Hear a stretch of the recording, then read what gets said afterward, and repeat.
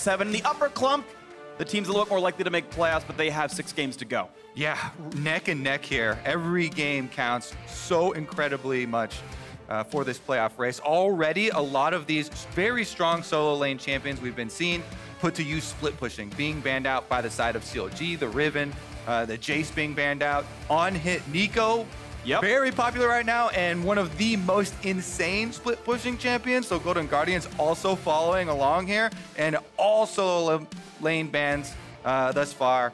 We'll see what they actually get down to. Of course, also worth pointing out in this game is Counterlogic Gaming have subbed in Moon and Otto into their lineup. Those of you joining us in Champion Select, both from their Academy rosters. Moon has played a single game of Sejuani earlier on in the split, and Otto did play some last year, but otherwise Academy only until now. More importantly, Moon has played Shaco in the LCS previously. I asked him about it when he was in makeup earlier today, though, and he was very sad that that will not be the case today. So the dreams have been crushed, but I'm very excited to see him back in the LCS and trying to make some moves. It's definitely one of the Academy players that has had a pretty good transition on and off the LCS stage for many years. Yeah, I think he's actually a very, very good player. Excited to see him come up as well. CLG have had a good track record of bringing up their Academy players and them doing well. Stixay won the LCS in his very first split, replacing Doublelift. Those are shoes to fill. It felt like he's been a little bit weaker as of late, but I do have high hopes for Otto here alongside Biofrost, of course, champion himself. As Draven Thresh comes through, that's going to be exciting as well to see how that lane pairs out, and CLG to keep that lane alive. We'll see what their support pick will be. I was expecting a little bit higher priority on the super early game junglers like Rek'Sai here, but the flex pick of Jarvan has been locked in earlier. People will remember his Jarvan game. He actually did very well into a Jace, which difficult matchup, and he was able to out-CS the Jace actually. So that may just be a top lane Jarvan, but could easily be flexed to the jungle. CLG keeping their options open. CLG will wait to see where those flex do go, but the option is going to be the LeBlanc mid lane for Froggen. Did not win on the champion, at least most recently. Normally has been better on strict team fighters or poke, but on this champion here to take over some of the game. And personally, I did think that he was a good LeBlanc, but maybe the team not necessarily accustomed to that style, or the team doesn't really work as well when you have to play differently. You know, LeBlanc looking to clear out wards, find those pickoff, 100% to zero somebody, then go for the objective or the team fight. Not necessarily their similar strategy we've come to know and love with the late game AP DPS threat, the Victor, the Karthus that have come through for him. So this already looking like a much more aggressive Golden Guardians. They have a Draven Thresh bottom lane looking to bully early on. This is something that we hypothesized would happen more in the LCS as time went on, when everyone's picking Ezreal and just kind of wading through the lane phase. When will teams start to play a little bit earlier, start to try and punish that, go for the domination in lane, get turret plates, get dragons? Well, definitely an early game domination lineup here for GGS, as you mentioned, bullying out the Ezreal and pushing things up, but that team fight not quite as strong as other comps they might play. So we'll wait to see as the bans come through. Syndra LeBlanc banned out from Power of Evil. Yorick banned away as CLG will have to probably guarantee their actual top laner before we ever see what Hanser picks for the top lane. That Jarvan can be flexible, but of course Yorick, one of the better top laners if you know your matchup and you know you're not going to get countered. Yorick can absolutely steamroll some champions. So CLG last ban going to be Lee Sin banning away from Contracts. Contracts definitely has utilized Lee Sin as well as some of the other early game junglers to camp mid, get Froggen ahead. I think that has been one of their keys to success in these 5 victories, has been Contracts visiting Froggen's lane early. That allows Froggen to completely control his lane, and especially on a champion like LeBlanc, it's a pay-it-forward strategy where the jungler can gank for LeBlanc, then the LeBlanc gets to level 6, you're way more powerful than a jungler going to gank, and so the LeBlanc goes and ganks a different lane to get everybody ahead. So the Ryze has been locked in, and of course we're going to see where he's going immediately afterwards. They're hovering a Zilean, who could theoretically be a mid laner, and you can put that Ryze as a somewhat blind top laner. We know Aatrox can of course jungle, and that would be just fine. I know blind picking Ryze is something that actually Golden Guardians coach Anero said it was going to be a very bad idea. Ryze will be going into the mid lane to answer LeBlanc. Sion will be the half-blind top lane pick with Jarvan going jungle, and we wait to see where the Aatrox actually goes. Yeah, Aatrox very well could be the jungle. It's definitely, I think, a slightly more popular jungle still in professional play. especially solo queue. We'll see. Kennen is the premier lane bully basically right now. I feel like that is kind of the strategy they're going to go for, but it does mean that Golden Guardians are 100% all in on this earlier focus strategy that we talked about, with the Draven bottom lane trying to bully, with the LeBlanc looking to get control early, then roam around. Now they also have a massive advantage in laning power for the top lane advantage here with the ranged champion. This is going to have to be Golden Guardians setting the tempo and CLG trying to weather the storm, which honestly has been the situation that CLG have been in a lot of their games. They have usually picked more scaling than their opponents have in the particular game and tried to rely on waiting till later, then bringing the tanks through and getting the hard engages off. Well, it is Darshan on Scion Spartan here, so you expect it to go pretty well. I believe that's still undefeated this season when he's on that champion. Counterlogic Gaming here, 5-7 alongside Golden Guardians. These teams tied for 4th place. Playoffs are absolutely within reach. It is absolutely in the cards for these two squads. We'll see if they can, in fact, achieve this as we get ourselves loaded into the game. Episode 1 of the game of clumps between two upper clump teams. We will see who strikes first. CLG making some bold last-minute switches here as we head into the real thick of the playoff race, bringing in 2 of their academy players. Very excited to see if it pays off. Yeah, bringing them in late into the season. They had switched Fallen Bandit and Moon around back in weeks 1 and 2, and it was to make sure they knew which teams and which players they wanted to put forward. And then it was 5 straight weeks of the same players, and now very late in, they are switching it back around, and they're going to hope that's the right lineup to go into the postseason. They can make it happen.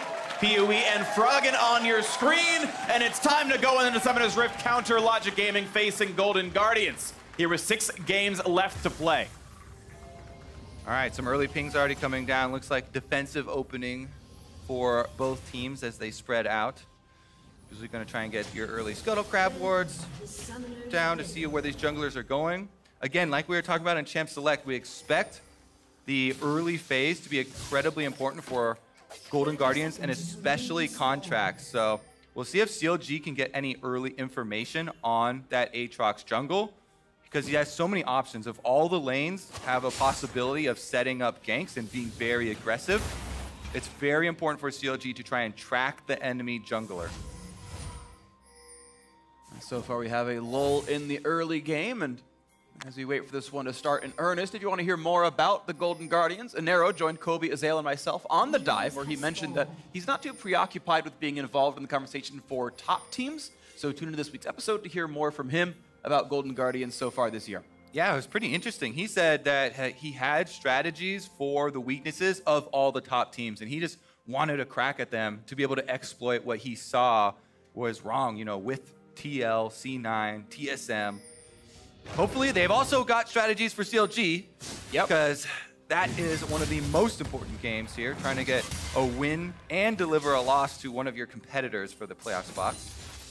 Yeah, could easily be your quarterfinal opponent as well, based on how you perform. So it could be a very important matchup, and of course, not only make the playoffs, but win your quarterfinal. Certainly in the cards for either of these two teams as they try to shape up in time for what's essentially week 10.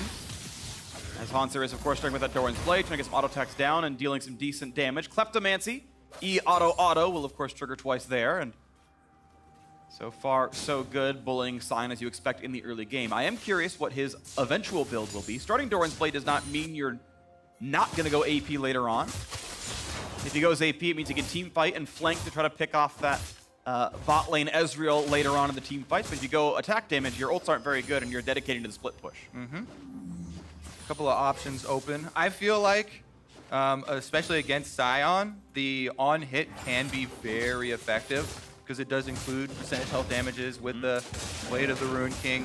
But again, if you're trying to end the game through forcing at the objectives and you're not 100% committed to the split push, that's where you see the AP builds come in.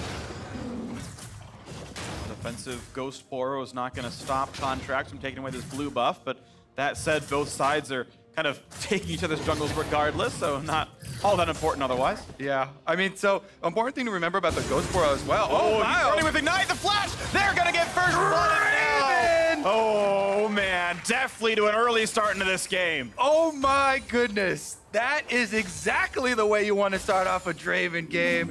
He cashes in. He actually doesn't cash in that much because it's so early, but he gets the first blood money. It's just a great hook by Ole right past the cannon minion there, and definitely doesn't hesitate to flash, so they're able to pick up the kill. What a rough start for Otto here coming into the LCS. The support just gets hooked. Not much he can do. He doesn't have heal. It's a teleport Ezreal.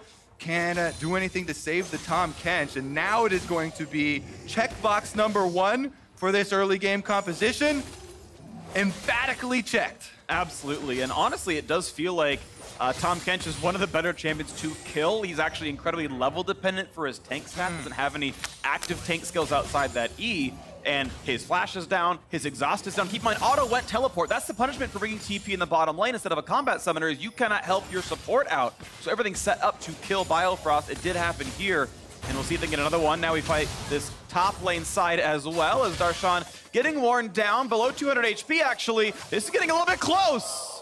And that will have to be a TP back to lane. I want to see Contract start to play aggressively here with the Aatrox. He's going with his first clear, so he's going to reverse clear now the rest of the camps. But with these very powerful lanes we talked about in Champ Select, you want your jungler to utilize that pressure, take away from the enemy jungler, so that not only are CLG's lanes losing, but you also want to try and make their jungle lose because their lanes cannot come support them.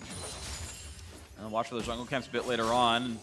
Right now, I got to point out how rough that recall was for Darshan. He gets just the rejuve bead, which is going to feel pretty bad right there. Hans actually converts his stats back to ability power by buying this, the Hextech Revolver, which it lets him get the damage on the auto attack, but also you have now less attack damage overall because your adaptive stats turn around. I'm not even sure it's necessarily the best lane bully item, but looks like it's going towards definitely a proto belt. Yeah, definitely so going to be the AP Kennen build, so he'll have a bigger impact in these team fights and flanking around. And the Revolver definitely is super valuable for harassment.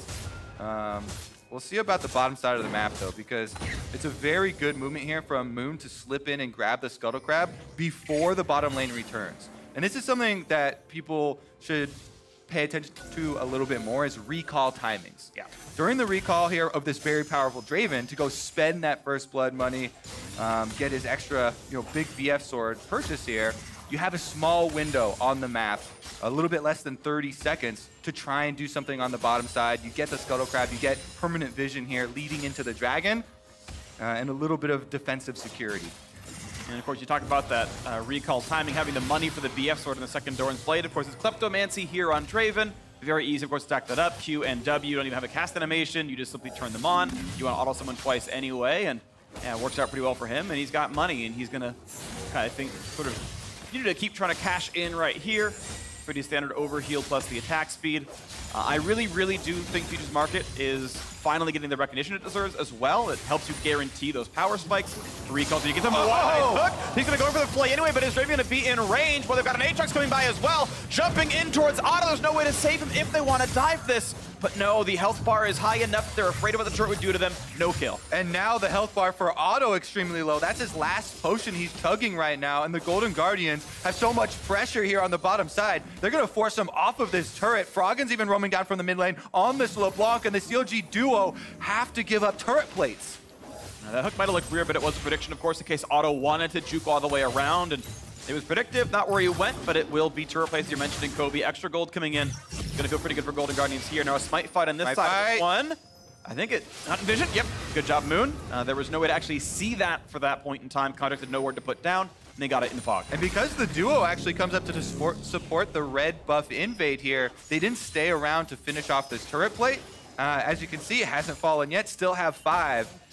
I do like that, though. They're listening to the PSA, come help your jungler when they're making a play, invading for the red buff. Power Beetle gets chained. A little bit of damage, but it is Aftershock Rise. Very easy to point and click the W when LeBlanc goes in, so not really any damage dealt there. And we'll say, though, gigantic farm lead to Froggen. Even with this picked up, it's still +5 or so CS for the LeBlanc. So this is going pretty well for him. And the Golden Guardians on somewhat of a full court press, winning everywhere. 1,500 gold up is a really sizable early game lead. Remember, this is sort of an expected game state due to Champion Select. Maybe not this big of a lead with the early first blood, but this is the more early game oriented team. So the Faithful should continue to look for later game for CLG, trying to hold out and try and minimize losses.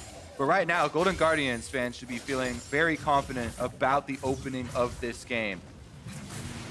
Yeah, I would say I agree with you. It's slightly above expectation, though you do expect a lead of some kind. Now going for an early Mountain Drake. That might pay off later. It might mean a turret play at the very least. Good damage in from Froggen. Might just take down Moon indeed. He's gone, but there's a Rune Prison. Good damage for PoE. The Q snipe comes in. Auto finds the trade kill. Gold advantage over to Logic Gaming. Good spike comes through as Golden Guardians will pick up that Drake. But gold to CLG is a positive. Yeah, CLG happy to get that gold onto Auto specifically. And a red buff on Ezreal is one of the most annoying champs to get it on. Maybe this can go a long ways in correcting for their bottom lane. Moon here's trying to get some vision, puts down his flag, but Froggen lies in wait. And we talked about this as well for Froggen on the LeBlanc. His last game on LeBlanc, he did a pretty good job of finding kills and sniping people. Doesn't do a great job of getting out afterwards, so Power of Evil does collapse and allows Auto to come in with the Ezreal, fires off the skill shot, does land it. But meanwhile, the train just keeps on pushing down here for the Golden Guardians. Turret plate number 2 cashed in. So far, no breaks from the train, and there's not easy ways to slow it down right now either. Moon did try casting his ult during the 1v1 against LeBlanc. Sadly, died while in mid-air. So that ult's on cooldown for another minute still. You still see this 500 gold lead in the bottom lane. That's pretty solid. First blood, of course, at this point, most of it, Ezreal keeping up at otherwise. Getting that kill, of course, timing, or getting that a bit closer as well as Lewis goes over to Froggen, and we keep waiting to see what the big play might be later on. All right, we should check back in on the top lane as well because the Proto Belt's almost done. Stopwatches are starting to come through. Hanser spent the early part of the game bullying this matchup, but since he is going the AP build, Darshan has been able to just pick up a Cowl. And once you have the Cowl on Sion, even with the nerfs, it's fairly easy for him to sustain through a decent amount of this damage. As you said, a lot of Kennen's adaptive stats get converted to AP, and with the health regeneration that gets procced on your Cowl every time you also get harassed, it's making it a lot easier now for Darshan to weather the storm. He's kind of maintaining the same 10 CS deficit that's been there since the early aggression. Yep, Cal, Reju feed, Doran's shield, the corrupting potion out of stacks at the very least, but yeah, almost every single item. Gets coming in. Exactly, every single slot except literally the boots is a regen item. So he is withstanding this one, and yeah, I think he's going to have some pretty good scaling on this Sion. He'll be very tanky. He's getting most CS, which is good. He's behind a bit, which you expect, but you need to get last hits to get the health stacks. He's getting that to happen. Here's the Demolish trigger. There's the third plate over in the bottom lane, and just fighting the top lane, Darshan's health bar barely even moves. Hanser's might actually drop sooner than this one. Goes for the point blank goal. Trade ult is here, but suddenly you've got Moon here as well. This could be good. Not going to land the flash for the knockup. Just out of range, and out goes Hanser. Yeah, that is a rough one here. Here we go, bottom side though. This tower's getting low, and Contracts has access to the ultimate. It's dangerous to dive the Tahm Kench Ezreal because they're so mobile, and the Devour really does make it difficult. As we also said, the stopwatches have come in, so Tahm Kench can use the stopwatch, plus he can devour the Ezreal. It's just so tricky to pull that one off. You'd rather power down the structure instead. Tower, thankfully, can't go invulnerable since fortification has been removed as of 6 years ago. But look at this. Moon is back on the bottom side of the map. No flash, but we'll have Spike and the ultimate. Gonna find a slow on Auto. Damage into the turret, but he's taking aggro. Gets out with the land, and that forces the teleport out Power of Evil. Now wants him with the realm. They're gonna bring in the squad. Will they find the CC? No, they will not. So a TP and an ult forced out. Yeah, very good by the Golden Guardians not to overcommit to that tower dive. CLG nicely set up some counterplay there, ready for it. Hunter on the top side, though, dealing with this very tanky Sion that has so much regeneration. Very little mana left, though. Can he pull it off? I don't think he has the damage to kill him. He's got flash and a grasp. There's an auto and an E, but he can't get the rest of this one. So Hunter gets to walk away. He'll bring the TP back in. That's the one thankful thing about seeing the enemy tank, you know, with this full regeneration build. You can very easily calculate the damage output that's going to come through. The only real thing you have to worry about is the grasp procs being a little bit unexpected sometimes, but doesn't go down. Big cash in from the Rift Herald as they give the money over to Rise for Power of Evil. And that helps bridge the gap a little bit. 300 gold picked up for 2 plates, but the game is still 3,000 apart. It looks like actually Hanser will save his teleport. He knows the next Drake spawning in 48 seconds. He wants that Global spell available. Proto Belt is done for the wave clear. Sork Shoe's in there as well for the team fighting. So he's actually hit the very first cannon power spike with a stopwatch in there as well. So he's going to feel pretty confident on this one. If he needs to 5-on-5, it'll go okay, as Darshan has adaptive done as well, and he's going to be able to frontline. And we're about a minute away from the turret plates falling here. The game really does break open once Golden Guardians finish off this bottom turret and get to rotate their bottom lane here, their real point of power across the map. Once they pick up this, setting up for the dragon. Gonna find a slow, not quite gonna pull back in Bao. Rusty goes the right direction.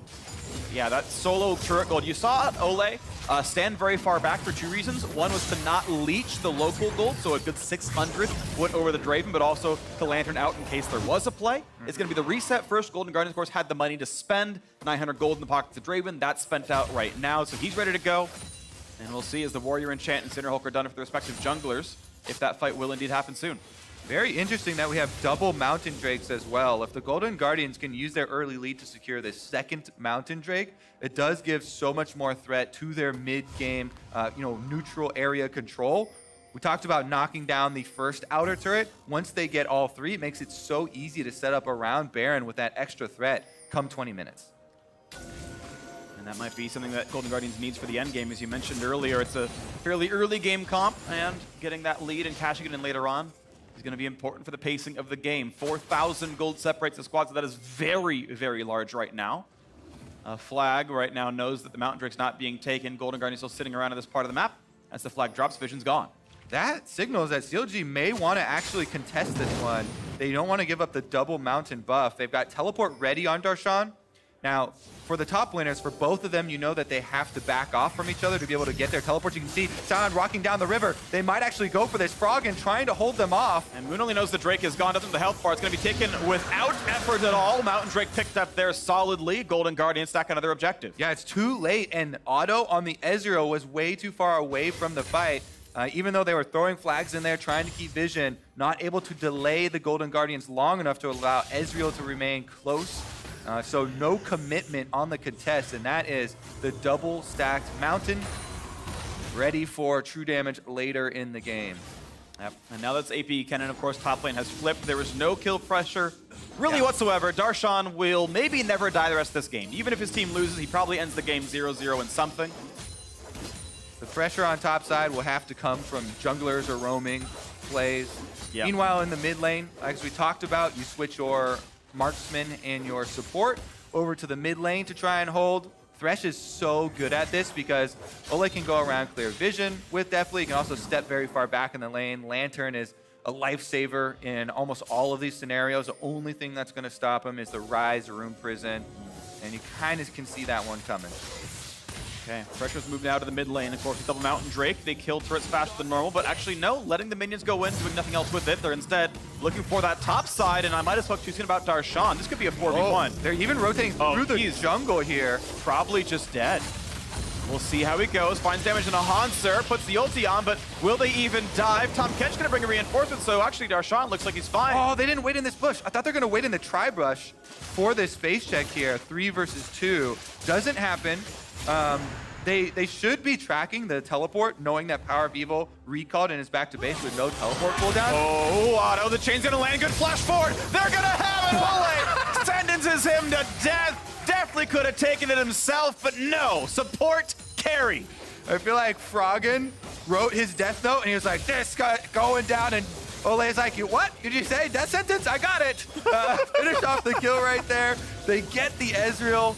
With that off the map, they actually go for the reset here. Froggen down to bottom side, and Moon takes the opportunity. Dunk onto 2, Realm Warp coming in as well. Ole a bit low, they're gonna knock him down for 1-0. Darshan gets the kill out of that one, 1-0-0 on the scoreboard. Well, punish the support for taking the kill there. Ole does go down, and some repentance for taking it, and CLG strike back very quickly.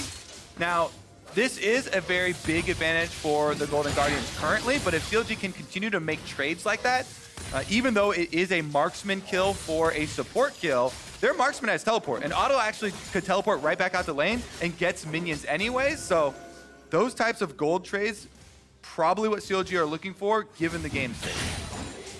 Yeah, any trade feels like it's pretty good for the blue team right here, as we still have a game that has a gold lead, but I don't think is out of reach by any means just yet.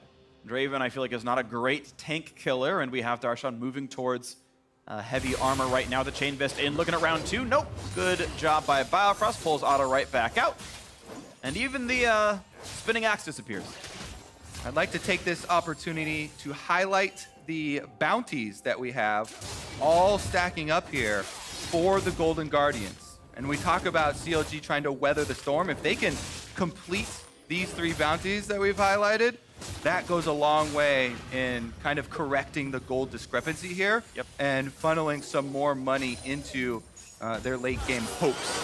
Yeah, 550 gold bonus available across those 3 kills. So basically 1 extra kill worth of value. Assisted kills worth 450 normally, of course. And that might help bridge that gap. We'll see as it comes through. This second Mountain Drake, of course, already with Golden Guardians, so these objective rushes get easier and easier over time. Cloud Drake spawning in a minute, exact same time as Baron. And I feel like Golden Guardians could take that Cloud Drake without much issue. This gold lead's still big enough that CLG might not want to be able to fight them back yet. Yeah, I mean, right now, Golden Guardians kind of trading even with side lanes even. They aren't able to push, as you said, once the AP cannon heads up against this single MR item Scion on the bottom side. It's not really going to gain you any sort of extra territory on the map, and since they haven't taken the rest of the outers, there's also not a lot of space for the LeBlanc to set up these brush camps. You know, even if you bring your control wards around, CLG have defensive vision already set up. So it's going to be very interesting here. I think we're coming up on one of the breaking points of this game where the Dragon's about to spawn, and CLG have been able to sort of stabilize to see if they can actually win this team fight, or if Golden Guardians get to push it ahead. Well, we'll see. Oblivion Orb is in for Hanser as well, so he's got that 33 flat pen in items. There's only a pair of Merc Treads on anyone not named Darshan, so certainly a low MR team. It's optimal for a flat pen build here, and CLG feeling comfortable, actually. Going to go for this play with Hanser on the other side of the map. And this is an interesting one, because CLG are getting the Cloud Drake. First Cloud Drake I do really like as far as the move speed for this team that wants to make use of some hard engage. However, they're trading it for that top tower. And as you said, there's a very big breaking point once all these outer towers are taken by the Golden Guardians. They get to open up the map for possible LeBlanc surprise kills, and they really get to bring their early game together. We'll see if it does pay off, because in the long term, the Elemental Drake buff is going to be very nice for CLG. But it did seem like Golden Guardians were stalling out a little bit as far as the gold income, and that tower money from topside should be taken into account. Well, the gold lead, I try to keep mentioning it every once in a while, it's now to 6,000. So that number is still going up over time, even if it's not necessarily obvious where it's coming from. 500 from an outer turret is a little portion of that, but it is still growing over time. And trading a Cloud Drake, I mean, I'd put it at maybe 800 to 1,000 gold worth of stats overall. I think that's roughly accurate. So something to kind of keep in mind there. We'll see if that does matter later. Vision around the Baron, as we said, is going to be so important since there's a double Mountain Drake team in this game. The early game for Golden Guardians paid off pretty big in that area. Yeah. Speaking of your Drake buffs, let's see if they're able to maintain vision. CLG know that they cannot leave this area dark for a second, because even 2 members of the Golden Guardians can take this Baron. If there is definitely with someone to take the damage, the double Mountain Drakes go so long as far as trying to sneak that thing. But it does require that play to happen, right? It's sort of an active item in the sense that you have to use it right, or it literally does nothing at all. It's the Zonias of Drakes. It's definitely not going to help you win a team fight. No, it won't. And that's something to sort of point out as a team fight is beginning now, as Moon is pulled back in. Contract's going to take the Lantern right back out. But to get to the Mountain Drake point, it actually has the weakest correlation with winning pro games. Statistically, it actually doesn't win you as many games as, say, things like Cloud or Infernal, and there can be reasons why outside of just raw power, but something to keep in mind. And I think that the reasons are for these specific situations. It's a very specific situation that you need to make use of, or as you're saying, it doesn't passively pay off. Whereas a lot of the other Drakes will passively give you effectiveness in all areas of the game. So we'll see those active states come in. That's the important thing to watch for then. Do Golden Guardians actually make use of the time they spent knocking those Mountain Drakes down when it could have maybe meant a chance at an invade or a tower dive or some more turret plates earlier on. That's the payoff they're going for here. They chose something that's going to require payoff later. And we will still see definitely push forward, knock down minions, and keep stacking up his gold. Waiting for that second cash in after first blood at 3 minutes. 23 minutes now, and they're looking at this Baron yet again. 5,500 the lead. Sneak attempt number 1 has been seen. Yes. So I think this ward here on the left wasn't seen quite there by the Golden Guardians when it was placed, and them walking past it gave a little bit of vision, so Otto immediately used his Trinket Ward. More games in the day, as you can see in the bottom corner, middle, whatever. We'll be casting that one too, Kobe. Yeah, it comes up right after this. Our battle. Oh, a battle at the river as well as a quick stopwatch is used. Moon, nice true shot project over the top. Redemption gets some health back, and there will not be any kills, but 2 ults and a flash now down. Here comes the re-engage for Hanser. Finds a single stun. They might try to pile down into Ole, and the pullback prevents the thick-skinned shield from coming in. A 1-for-0. Golden Guardians get another opening in this game. All right, the support has been taken off the field. Lots of ultimates used by the Golden Guardians there with the Kennen and Aatrox. Those are 2 of their biggest team fight ultimates, but getting a player off the field means a lot as far as double mounted Drake. Otto took the Realm Warp. That's a misplay right there. Gonna be a bit painful. Flashes down. Froggen in there as well. Does not land the chain. Jumps back to the team. 5 versus 4 on this fight. Power people on the front line. Good damage onto Ole. Froggen, though, has knocked down Otto. What a crazy event there, as Baron was doing more DPS to the Golden Guardians the entire time. But Froggen makes it happen on the LeBlanc with some quick moves. Takes down Otto, punishes him for taking that Realm Warp. Here is another look at how this all started. Definitely and Ole are the ones that are attacked by Moon, and they're put in the Cataclysm, waiting here on the edge. With Redemption coming down, they have Ole flash out, use the Lantern, so definitely doesn't have to. And then Hanser just barely gets the double stun there. They lock in Ole, and they're able to get that knockup before he can activate his Grey Health. Yep. If his Grey Health, he was spamming that button maybe a little bit earlier, might have been able to get it, but then there is no ult on this Aatrox. You see Contracts, his life bar is so low. He tried to Arcane Shift out, and he was just too late. So whoopsie. You saw him, so he had to watch why he didn't flash. He realized he was in that pit. He's like, oh crap, I screwed up, press E. Yeah. Lost the cast to Realm Warp, and then had to burn Flash, and he had no escape. So that's the worst of all worlds. Burn the escape to get out, and it didn't kind of go through. CLG took a risk putting in Otto and Moon, and there have been 2 mistakes, pretty big ones. Was the flash, the Jarvan EQ flash miss, not on the top side, not to be able to get that one, and then Otto right here with the Realm Warp. Definitely risky putting players on stage the first time. Sometimes you gotta work out a couple of the kinks, get back in to the rhythm of being on the LCS stage. But right now, Golden Guardian is very happy that one happened, because it was very risky play from them as well, as they were juggling all the damage from Baron. And Froggen was the one to pull out the moves.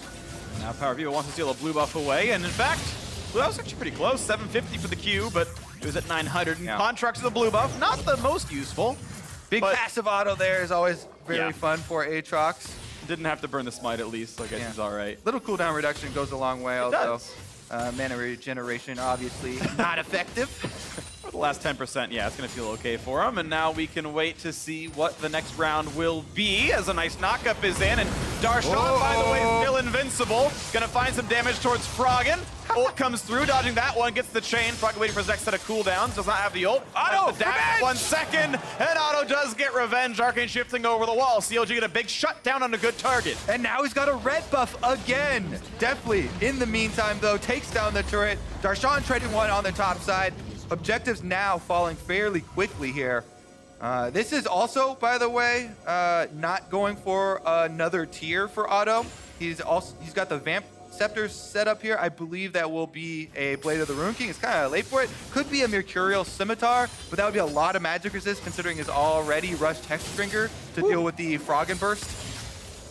Yep, trying to survive that one. This time didn't need the health, but got the damage. Nice Guardian Shield. I like that by Biofrost. All right, pushing in the mid lane once again. Definitely here, since the early stages on the Draven, hasn't had another cash in, so he's been stacking up the passive pretty much this whole game. Because his first kill came after, what, 15 CS or something anyways? Yeah, super early. And now that he has Infinity Edge, he's got Rapid Fire, there's a lot of crit that can come through. So it could be a very big cash in still in the works for the Golden Guardians. Auto joins the mid lane, of course, 3 teleports from CLG, all 3 of which are down right now. Map mobility is certainly a tool they have compared to the single one of Hanser. And they have continued to stall without their base really dropping. Turret score is 2-3. The Drakes that Golden Guardians have are non-combat. Baron has yet to die. This is not really the end of the world. CLG able to, so far, just sit there and wait through an early game team. Now, this could be explosive. One big kill is 1,000 gold on Deathly, and the game can be broken apart. That Baron Rush is still a possibility, but those are specific actions that must happen. CLG is just scaling. Also, well, so there's another thing, too, with why I brought up the Ezreal build, and you know, tell me how you feel about this, but going with the Blade of the... Oh, never mind. We're starting up the Baron once again. Okay, so we're going to go for the Baron Rush right now, and you can see Ole plus Froggen trying to zone out the team. And how far away is CLG? Just skill shots being thrown. Gone. Okay, Darshan's trying to come around, but they're going to knock him down, and he would have never stolen it anyway. Mountain Drake's not required. That's going to be the Baron regardless. They're going to keep maybe looking forward. Not going to find that kill just yet. But either way, a Lantern over the wall, a Baron picked up as Power Vivo's only split pushing in the side lane. Yeah, Power Vivo might get that turret, but CLG, they gave up the Baron so quickly with the double mountains, committing to the split, having everybody else in base. They didn't have any threat to stop the Golden Guardians. Now they're headed right down mid lane with the Baron buff, definitely leading the charge. And that's going to be a turret dropping down, and one that was answered a little bit earlier by Power Vivo, but it will be a single recall. Not stopped. Kennen will try to answer the rise in the side lane, who's going to push what he can. Should be getting the turret at least if he's willing to wait for 2 more auto attacks. He is indeed. Loses the Shroud real quick, but with Aftershock won't take any damage. He's feeling comfortable enough, but he's going to be surrounded pretty soon. You can have the rest of the squad come behind him if they want to do it. So far, they are not. They're hemmed into the mid lane. I do believe that was 2 turrets taken during the time for Power Vivo. He took the secondary turret as well as that inhibitor turret. So at least they did get a decent amount out of the time they spent splitting here.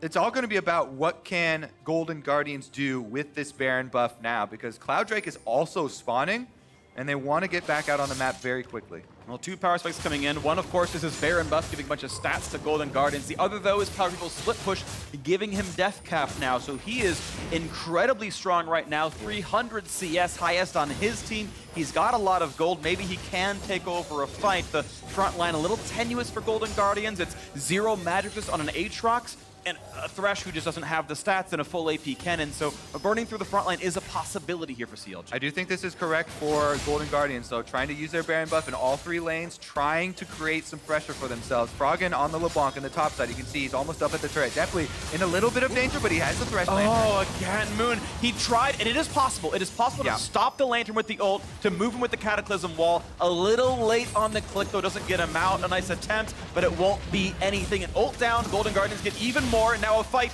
over inside their own base as Hanser has to push down Darshan and does about 12 damage.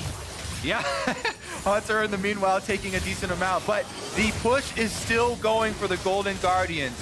They've got a minute left on this Baron. That is 2 more minion waves they can try and buff up at the turret, and the cannons are slowly chipping away, but definitely hasn't gotten an auto on that turret, and that means no significant DPS.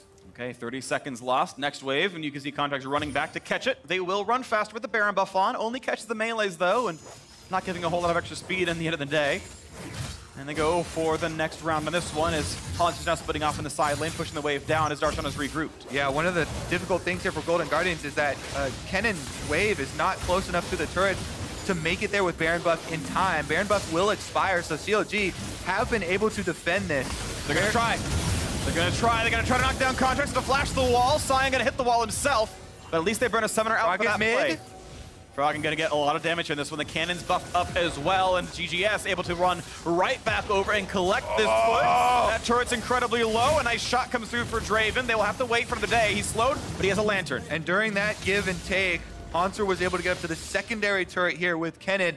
With the last couple seconds of Baron buff, they are able to get a secondary turret, and most of that mid lane one. Froggen One more auto attack knocks that one down. The fight in the front line, though, and Darshan is simply invincible. They're not going to get him yet, but Moon is around as well. Half HP now on the Scion. More damage for Contracts. Trying to burn him down with Stone Plate gone. He's pretty low. Now here comes a stun. They will find that kill onto Moon. And Golden Guardians now 5v4 on the map. Baron buff not required. The inhibitor is gone. Golden Guardians using the last of that Baron buff very effectively. They've been able to check off so many of these objectives, and they're not done yet with the extra kill onto Moon. They're even pushing one more cannon wave at the turret. They're going to keep trying with the 5v4 without Moon to fight. They have the numbers advantage. The power play is there. This time they will choose to back up, and here comes round 2 for Scion. Nice spike Contract to walk in and tank it, but he will lose the Guardian Angel. The replay now comes in, flaying only for one. Definitely has to wait and catch the axe, find the second shot right there. Contract's gonna take a bit of damage, Froggen the same. The front line is tanky, and Moon spawns in 5 seconds. There's the damage from Power of Evil. A kill comes through, and CLG finally answer a kill. Yeah, they're able to get the Guardian Angel off of Contracts, plus pick up 1 kill for themselves. But in the end, Golden Guardians also can pick up this Cloud Drake. And I think that so much was accomplished by opening up that mid inhibitor take. That is going to allow them to keep pressure on the map. This is still looking very good for Golden Guardians. They have sat there with this very large lead. It's now 8,000 to their credit, and that is without Draven cashing in just yet. It'll grow by a good 15% when he does. And either way, they went for an... Sure, I expect them to cash in for Draven at some point, though either way, it is a good game where Golden Guardians took the laning phase lead and have so far played it forward quite nicely. Here comes the charge, and out goes Darshan, but 5 health. All right, what is it actually? We know you want to click it. 11. 11 health on that turret. 1 shot will do it in. 11 health on the turret, 30 seconds on the Baron. And this is Golden Guardians with even more pressure than they had the first time around. So all that Golden Guardians now have to do is clear out vision leading up to this Baron. And then they've got Thresh, they have LeBlanc, they lie in wait, waiting for the for CLG to step into their territory. But look at CLG, they're committing Power of Evil once again to the top side or bottom side split push.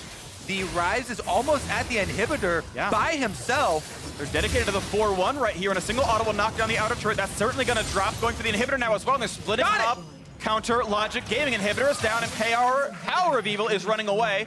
And if there's ever a misstep, we know LeBlanc is far, and we know Kennen's inside the map. They could collapse for a fight potentially. CLG still playing the mid game pretty well. And they can sort of keep vision around Baron here. They still have the Scuttle Crab, and they have a lot of wards through the river. CLG buying a lot of time. This Rise, so powerful, it's forcing GGS hand. Okay.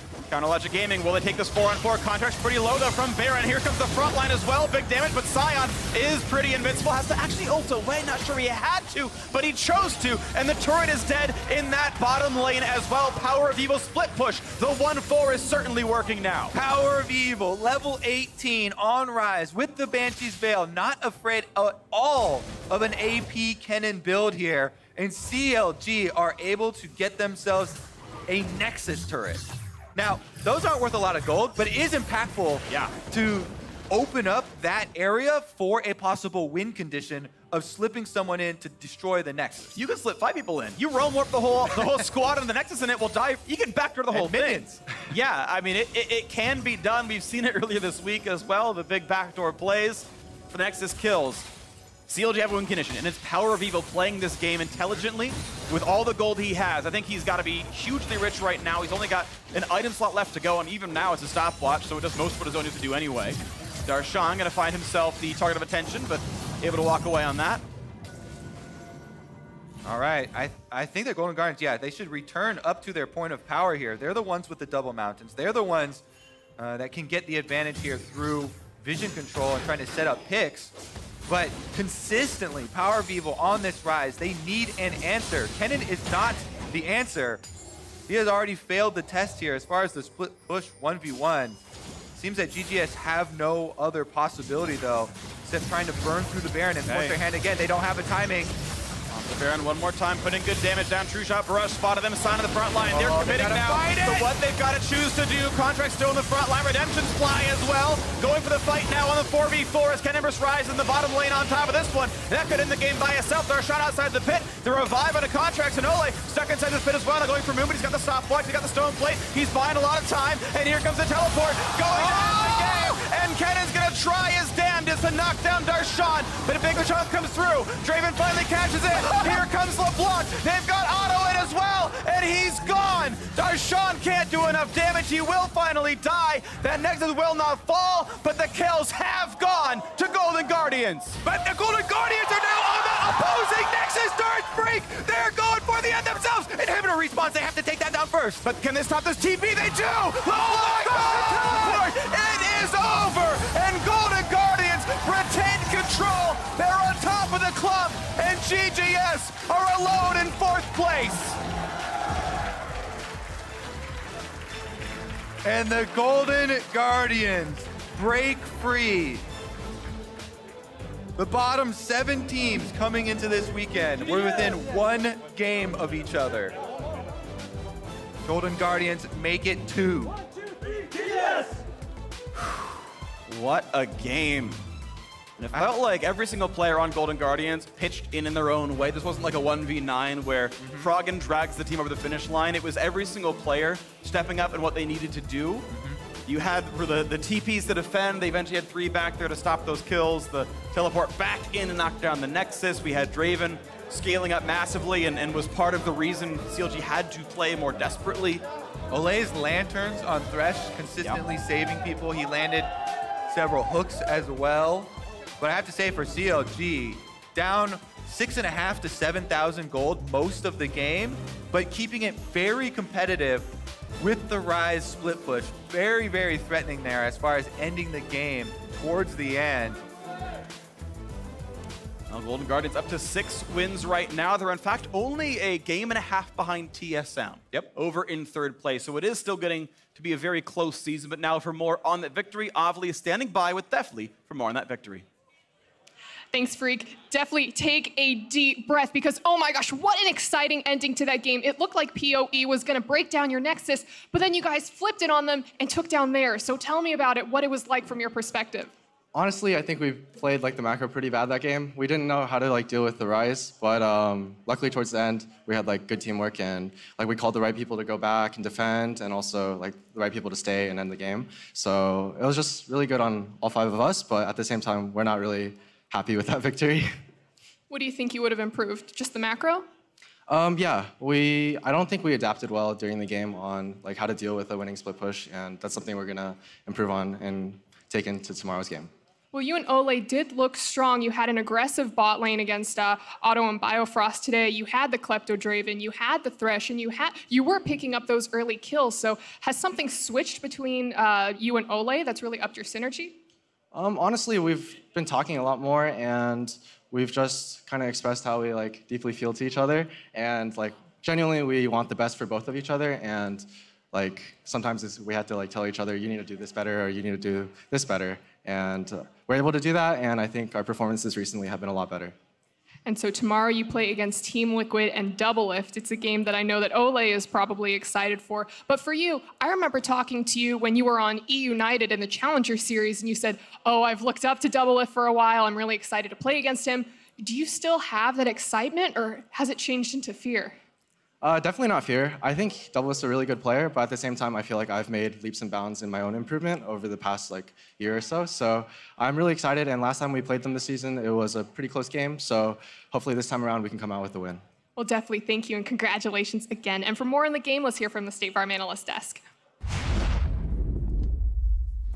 Thank you very much, Avli. The victory almost slipped away from them there at the end. And Crumbs, as you've returned to the LCS, we had to prepare the most fiesta of Fiesta games for you, my friend. Let's take a look at that final fight, or fights, or split pushes, or whatever you want to call it, that was going on in this match. Looks like home, right? Yeah, yes, I've missed this. Oh boy, this is just a classic play where CLG is literally winning the game. You've got a split pusher that is trying to do everything 1v5, but CLG says, you know what? That's too easy. We need to add more people to this party, and instead of trying to focus on stopping supports, they try to take the fight and port themselves and lose the game.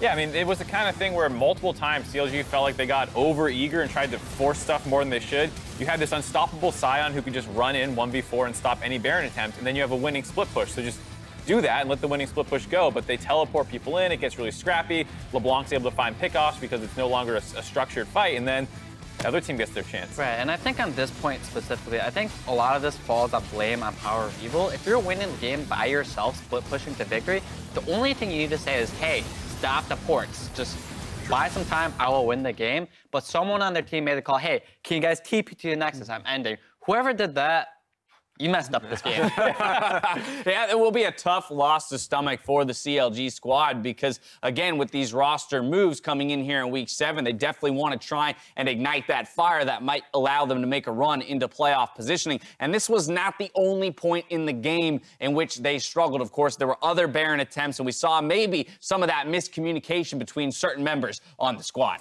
Right. Yeah. Well, Sorry. First off, Somebody talk. Miscommunication here, too. Hi, take it away. right, well, CLG did an engage here with Otto and Moon, which was actually really awkward and it was really poorly played.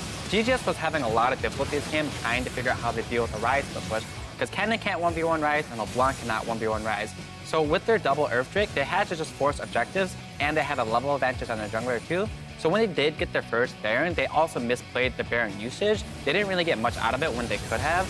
So if GGS played better with their early game with the Barons and the pressure, I don't think they would have gotten to the position where Rise was ending their game. Well, I think the Dragons were such a blessing for Golden Guardians. You have an early game comp, Mountains help you snowball, and it's very clear that CLG, all they need to do is just wait for the late game. You know that the Rise is going to end up being a split push threat. The Ezreal is going to be strong enough, but it seems like maybe they didn't run through what their win conditions were going to be. Like, gotta keep your focus on winning and not in helping each other out. Like, legitimately, you need one goal, win the game. How do you do it? And I think, Mark, that replay, in a sense, it illustrates the point around some of that, like that frenetic, well, we got to do something energy, when in fact they had all the tools and did have that win condition right in front of them. The call being made for the Rise ult, but then some indecision around who's actually taking it in, and poor Otto left out to dry in accidentally taking it in the Baron pit. Yeah, it sounded, based off what we heard, that there was some people saying take it and some people saying not. So I don't just fault Otto for ending up in there. I would question. First of all, whoever said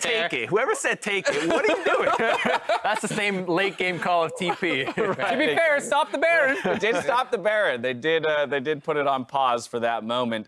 For Golden Guardians, they pick up a really solid victory. Let's take a look at the team comp in which they did it with. I think it was already talked about. The bot lane for this Golden Guardian squad, it's a pair that we've been asking to step up. They get that all-important Thresh for Ole alongside a very lane-dominant Draven, and it pays dividends. Yeah, and I think the question is, like, why is Golden Guardians going so hard for these early game drafts? Because they got their initial victories off of late game scaling comps, and then here again, they're taking a super early game comp, and this was not a clean win. They had a huge lead early game, right? They had a 5K gold lead early. Froggen was up a lot of CS, a lot of pressure, and dominated that lane phase. So it's not like they failed at this early game, right? They just need to learn how to transition their early game into late game. I think part of it is that you have the Aatrox jungle, and it's kind of hard to get used to. How are you going to snowball with an Aatrox jungle? I think that the Lee Sin would have been really good, but CLG banned it because it gives you options of engaging. The Jarvan, the AD, early game jungler that helps you late game, but you stuck with the Aatrox. It's just such a bizarre pick, and we're going to take a look at the early game where he gets a little too close to the tower, gives the first blood to the Draven. We're saying, how bad is it really early game? But if you're just eating hooks like this, then it's really bad. I mean, we prescribed them, Dr. Azale and I clearly prescribed them a Thresh ban. They didn't listen, and their bot lane kind of gets torn apart for it. They did do an okay job of actually stemming the bleeding from there, but this was completely early game for Golden Guardians, like Hai was saying. And it's clear that they have the mechanical players to get these early game advantages. They just really, really struggle at turning them into leads. And without that double Mountain Drake or the over-aggressiveness by CLG, I don't know if Golden Guardians closes this game out. They tower dive. The answer is tower dive a lot. You've got the Kennen jungle, you got the Aatrox with the passive, just tower dive bottom lane a million times and you can close out a game. Well, they scraped through with the victory today. Tomorrow's game only tougher for them as they go up against Team Liquid, the #1 team in the league. We'll see how Golden Guardians fare there. Make sure you're logged into, watch.lolesports.com for the next match, a battle for first place between Cloud9 versus Team Liquid. Get that set